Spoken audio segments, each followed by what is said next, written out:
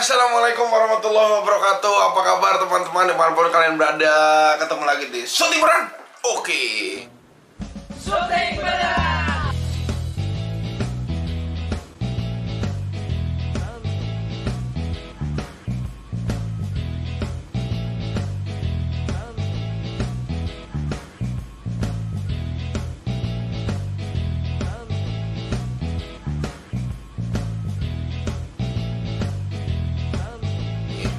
Hari ini kita syuting beneran. Kembali lagi menemani kalian semuanya lewat video-video pendek berdurasi kurang lebih 10-20 menit lah ya. Gak sepanjang-panjang, bisa 10 menit aja udah oke lah ya. Kayaknya sudah lumayan bisa memberikan edukasi yang baik buat kawan-kawan dimanapun kalian berada. Edukasi, sebenarnya ini edukasi buat gua yang gue berikan kepada kalian, yang gue tularkan. Sebenarnya gue juga banyak nggak tahu apa-apa sih, makanya hari ini gue kembali lagi akan membahas tentang apa jadinya, asik apa jadinya. Gue pokoknya akan membahas tentang hal-hal yang simple tapi kadang tuh nggak kepikiran gitu kan. Di episode kemarin juga kita sempat bahas kan tentang kenapa lampu tuh bisa nyala gitu kan. Sebenarnya gampang, kita sering lihat banyak, tapi kadang kita nggak tahu nalarnya tuh seperti apa gitu kan, urut-urutannya kayak gimana sampai dengan dia bisa nyala gitu. Nah sekarang gue juga akan membahas hal yang sama nih, yang mungkin setiap hari kalian lihat umum gitu, tapi kok iya ya, kenapa begitu ya, kenapa nggak harus begini ya. Ya kali ini gue akan membahas tentang kenapa jam tangan jarumnya selalu muter ke arah kanan, nggak ke kiri. Kenapa? Memang kalau ke kiri kenapa sih, kalau ke kanan kenapa gitu ya kan. Jadi banyak orang yang nggak tahu, sama kayak gue. Iya ya, kenapa ya orang pakai jam tangan sampai 500 juta, 1 miliar gitu kan. Tapi kalau tanya mungkin ada beberapa juga yang belum tahu gitu. Iya, kenapa ya jam tangan muternya ke kanan ya? Sekalipun jam tangannya mahal juga mungkin ada beberapa orang belum bisa menjawab itu. Kayak gitu, kayak gue bilang lah gini kan, termasuk gue punya jam tangan tuh 60.000 tuh. 60.000 beli di online show, tetap aja muternya ke kanan gitu kan. Kenapa? Nah, siapa tahu ya karena begitu bang. Karena begitu kenapa ya kan. Gue nanya teman gue, nggak tahu mon, dari pabriknya kali.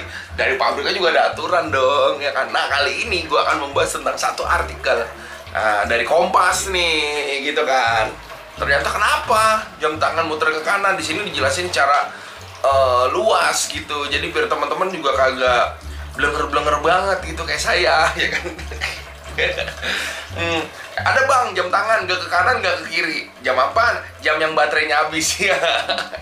Bisa aja lu panjul. Nah kita mau langsung bahas nih. Tapi buat temen-temen nih yang belum subscribe boleh subscribe, yang belum like boleh like ya. Karena subscribe dan like gratis, yang bayar kuotanya doang. Ya kuota mau ditanggung masing-masing lah ya. Saya kan menghibur lah gitu ya, bantu-bantu. Oke langsung aja nih. Jadi di sini dijelaskan bahwa kenapa jarum jam berputar ke kanan. Nah, kenapa? Jadi di artikel ini dijelasin bahwa jam menjadi sebuah penunjuk dan pengingat waktu. Keberadaan jam sudah ada sejak 2000 tahun sebelum Masehi. Jadi jam ini udah lama sekali ya, sebelum nenek kakek gue lahir jam ini udah ada duluan. Ya iyalah, ya kan. Nah, sampai saat ini jam masih menjadi benda yang sangat berharga dan penting keberadaannya pasti.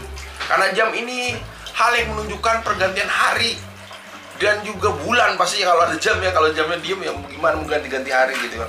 Baik jam dinding, meja maupun jam tangan memiliki karakteristik yang sama, yaitu jarum jamnya selalu berputar ke kanan. Kenapa?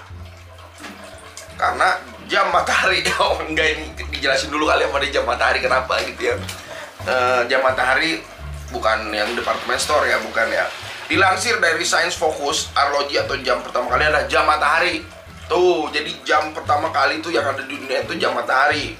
Nah, niatnya dari matahari ya, gitu. Kalau menung gimana bang? Ya nunggu cerah lah. Gak usah dibuat ribet lah gitu ya dengan pertanyaan-pertanyaan kayak gitu. Beberapa suku dan bangsa kuno sudah mengenal sistem waktu dengan cara pengukuran yang berbeda, no. Ya kuno tuh, kayak muka lu, kuno, kayak muka gue juga dong. Ya, bangsa Mesir merupakan salah satu bangsa yang sudah mengerti waktu dengan memanfaatkan pergerakan matahari. Jadi orang Mesir dulu udah memikirkan nih bagaimana cara menghitung waktu yang efisien gitu. Nah, mana lagi nih? Nah, mereka mendirikan sebuah tugu yang disebut Obelix, Asterix. Film tuh kayak film ya. Ketika matahari bergerak, maka bayangan dari tugu juga bergerak. Dari situ mereka mengukur waktu. Karena matahari terbit dari timur dan Mesir berada di utara. Timur dan di utara. Maka ketika matahari bergerak, bayangan dari tubuh juga bergerak ke arah kanan. Oh gitu asal-muasalnya. Mengikuti bayangan di bumi bagian utara. Di bumi bagian utara matahari terbit dari timur melewati selatan dan terbenam di barat. Gitu kan. Halaman selanjutnya. Oke.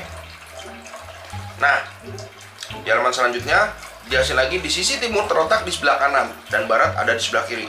Di pagi hari, di pagi hari bayangan benda ada di sebelah kiri. Karena sinar matahari datang dari sisi timur, dari kanan.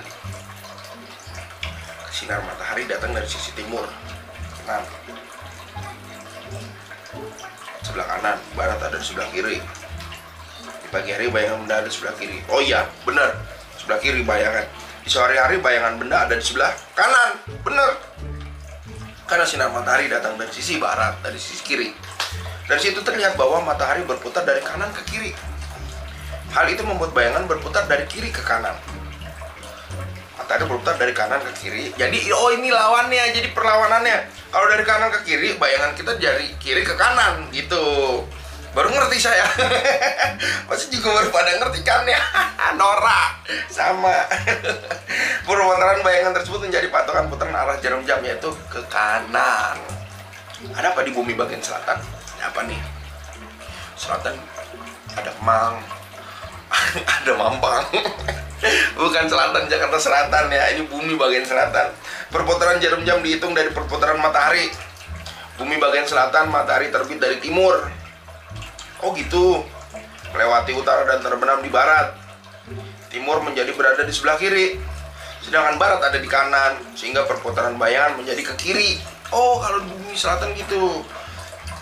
Lalu mengapa tidak memilih atau dilihat dari bumi di bagian selatan? Kenapa? Why? Saat itu peradaban di bumi terpusat di bagian utara. Peradaban Mesir, Mesopotamia, Indus, dan Sungai Kuning berada di sisi utara. Hanya sedikit daratan di dunia yang ada di bagian selatan. Oh, pada saat dulu kan pulau-pulau nih jadi satu nih, bentuknya tuh nggak kayak sekarang gitu ya. Jadi kebanyakan tuh dulu peradaban tuh pusatnya ada di utara gitu. Kalau sekarang kan pulau-pulau udah terpecah-pecah, terbentuk menjadi benua, 5 benua kayak sekarang gitu. Mungkin 2000 tahun yang lalu sebelum Masehi, pulau-pulau masih menyatu gitu dan posisinya masih ada di utara gitu kali ya. Jika peradaban justru banyak di sisi selatan, mungkin pergerakan jam juga mengikuti peradaban tersebut, yaitu ke arah kiri. Oke, jadi begini, gue paham. Oke ya. Jadi yang gue bilang tadi tuh sebenarnya bukan pulaunya, tapi peradabannya. Dulu peradaban banyak dihuni di sisi utara, gitu ya. Kalau mungkin peradaban di sisi selatan, ya bisa jadi patokan selatan. Tapi mungkin dulu yang menemukan jam apa segala macam kan orang-orang peradaban yang ada di utara. Jadi mereka ngikutin dengan keadaan sekitar mereka aja gitu. That's why kenapa jarumnya tuh dari kiri ke kanan gitu, mengikuti pergerakan matahari yang dari kanan ke kiri gitu. Jadi begini nih, matahari begini, nih matahari begini, matahari ini bayangan nih, matahari semakin sini, makanya bayangan ada di tengah-tengah nih ya kan. Begitu kesini, gitu loh, nggak gini-gini, nggak gitu ya, gitu doang nih, tenggelam, nah gitu. Nah kalau malam gimana bang, mataharinya nggak ada? Setahu saya ngikutin bintang, peredaran bintang gitu loh. Nah nanti kita bahas lagi lah, karena berat juga kalau bahas gitu. Tapi setahu saya gitu, kurang lebih ngikutin bintang, pergantian waktu atau jam pada saat malam hari. Kalau siang doang kan bisa ngeliat matahari kan, jadi jam matahari kepake. Tapi kalau malam nyatin dari bintang, jam berapanya. Nah cara-cara gimana kurang paham, ntar kita cari tahu deh. Pokoknya kayak begitu. Jadi kenapa dari kiri ke kanan? Karena ditemukan oleh orang Mesir yang dimana dulu peradabannya lebih banyak di utara, yang dimana matahari di utara terlihatnya dari arah timur ke barat. Nah, sehingga bayangannya kalau mengikuti kayak tadi nih, begini, jadi bayangan dari kiri ke kanan juga kayak gitu ya. Nggak tahu nih kalau di kamera kebalik nggak nih? Suka kan kamera kebalik gitu kan, tapi nggak tahu ini kebalik apa nggak. Tapi kayak gitu kurang lebih. Semoga bermanfaat buat teman-teman semua, dan yang pasti ini bermanfaat sekali buat saya. Akhirnya saya tahu gitu kan, setelah 35 tahun nih saya hidup nih, saya tahu oh kenapa dari kiri ke kanan, karena mengikuti gerakan matahari.